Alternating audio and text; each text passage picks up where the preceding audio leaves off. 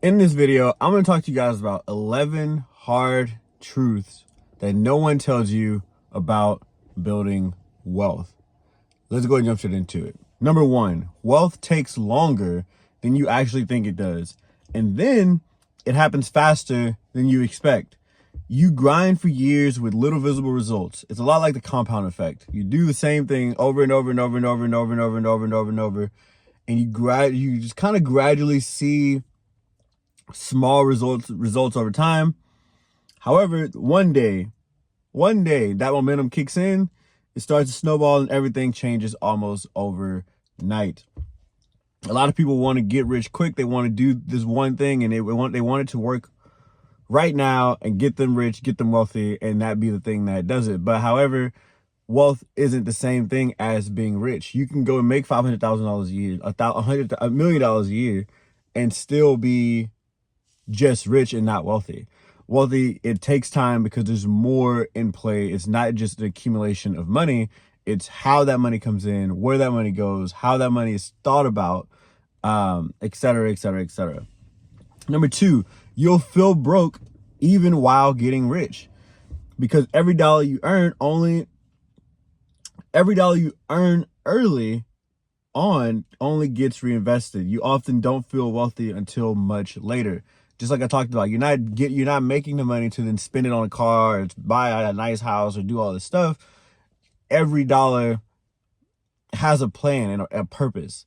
Right? I don't know if you guys have read The Richest Man in Babylon, but the I don't remember what chapter it was in. I don't want to butcher it and be way off, but the guy talks about, making every dollar. You can use dollars, but making every dollar have a kid or like have grandkids. When I read that book for the first time, everything kind of clicked for me.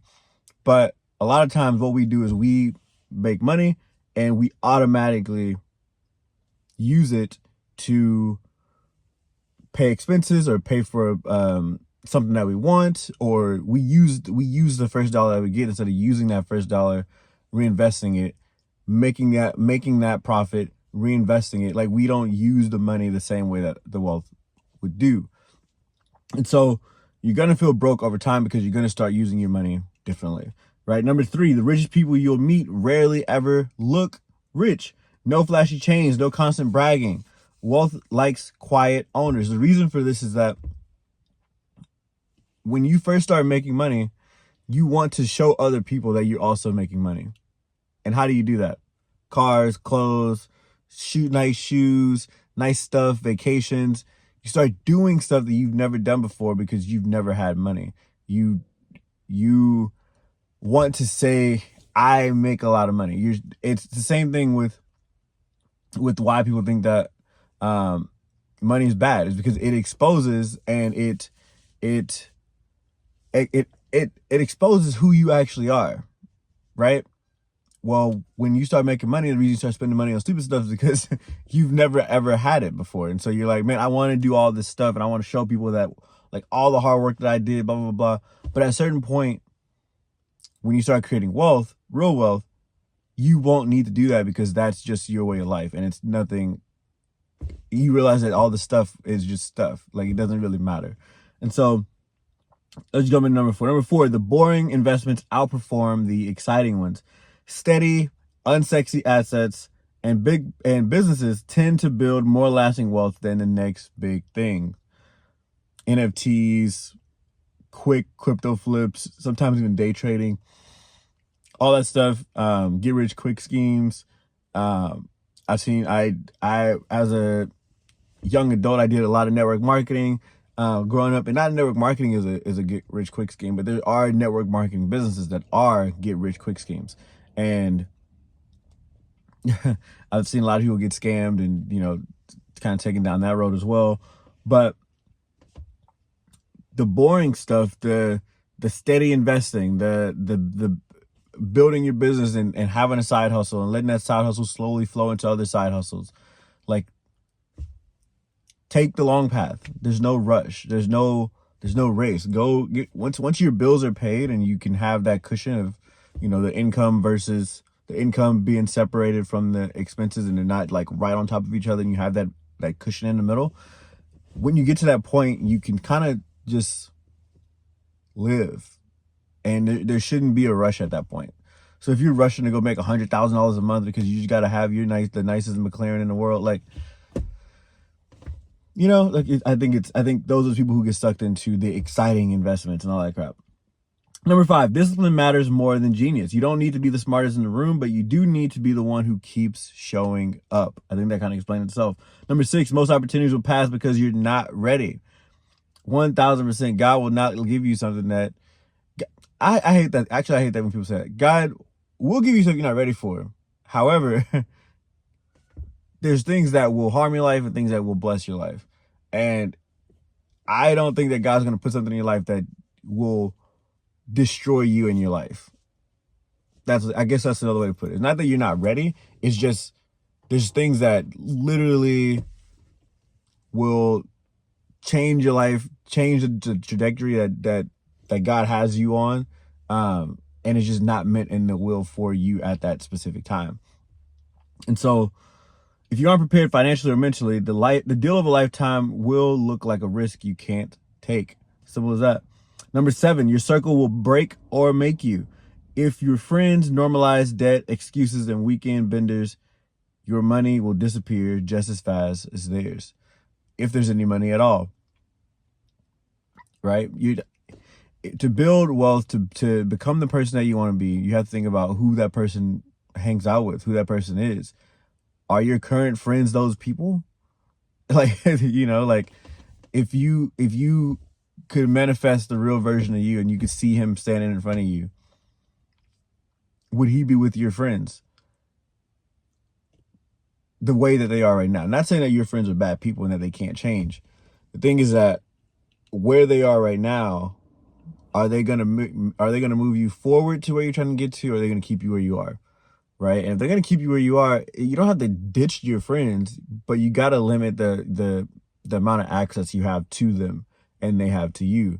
And you kind of have to create some type of separation within that bubble, right? So ask yourself, would the person that you want to be in life be with the people that you're with right now?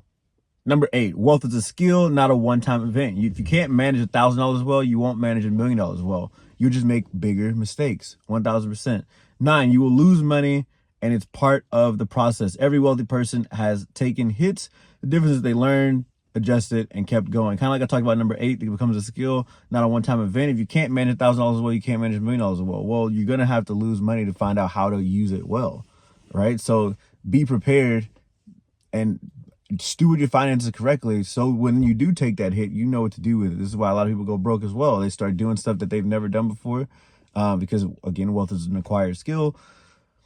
And what happens is that they didn't invest their money properly, or they didn't manage their money properly, and so when they do take that hit, they were supposed to win on that hit, and so they spent the money already. And then, you know what I'm saying? We do it all the time with even like with.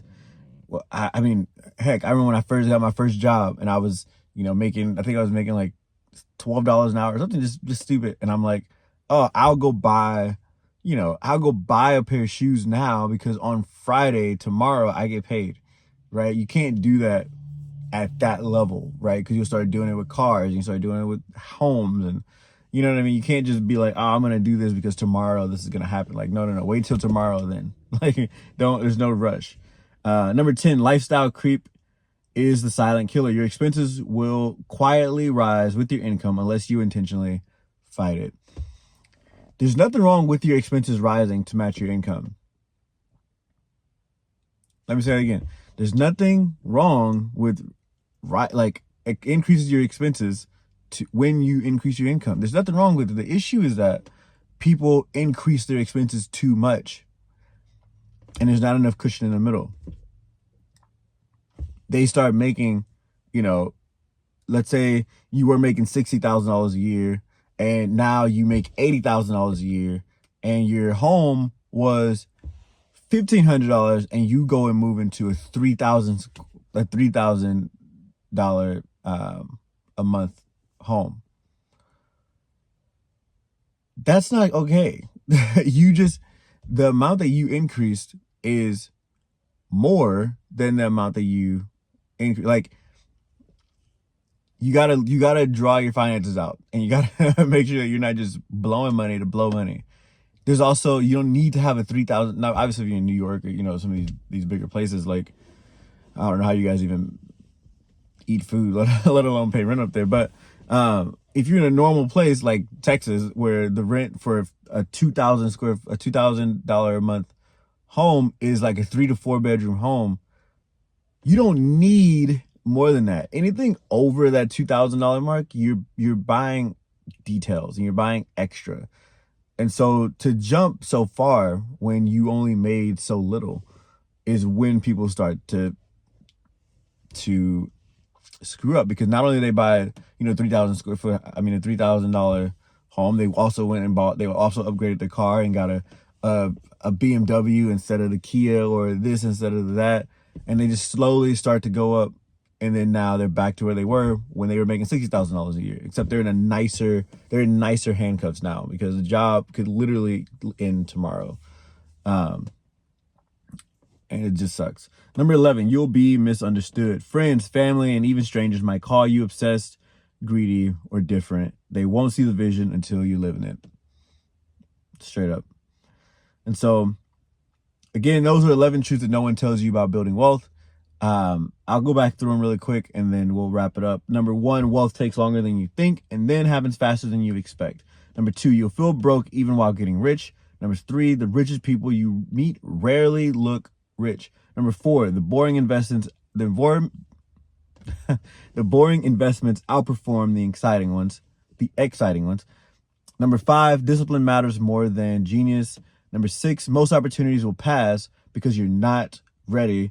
Number 7, your circle will make or break you. Number 8, wealth is a skill, not a one-time event. Number 9, you will lose money and it's part of the process. Number 10, lifestyle creep is the silent killer. And last but not least, number 11, you'll be misunderstood. Go hit that like button, comment below which one was your favorite. Subscribe to the channel if you haven't already, and I'll catch you guys on the next one. Peace.